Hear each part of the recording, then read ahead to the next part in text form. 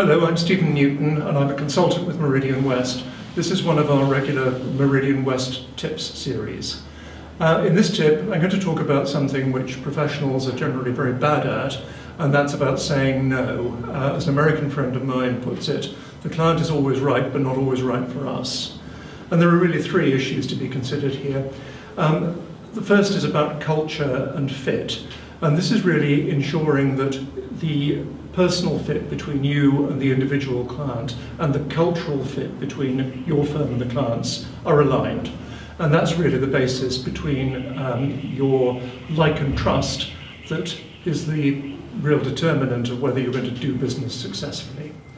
In some cases, you will find that clients will focus entirely on price, and they see that your advice is really commoditized. That's never the basis for a really good relationship. The second issue is whether and to what extent the capabilities of your firm match the needs of the client. And in some cases, firms will stretch their capabilities in order to be able to win a particular piece of work. And that leads on to the third issue, which is what I call forcing the fit.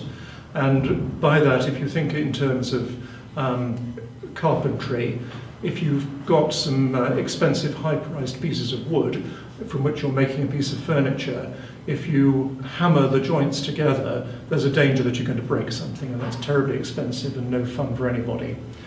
In the professional world, that tendency will be if you force the fit, you'll end up with micromanagement on both sides, and the time taken to micromanage projects leads to lower profitability.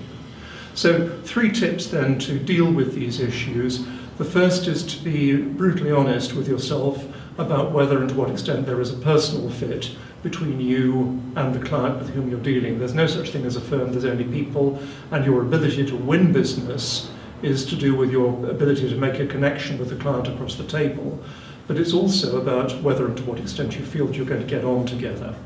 The second issue is about the cultural fit between your organisation and the client.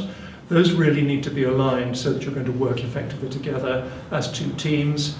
And the third tip is to set and manage client expectations right up front, and then on an ongoing basis. Over-communication is always better than under-communication.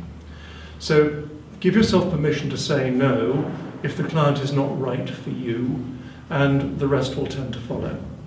If you'd like more information and similar tips to this, go to our website, meridianwest.co.uk. Thank you for watching.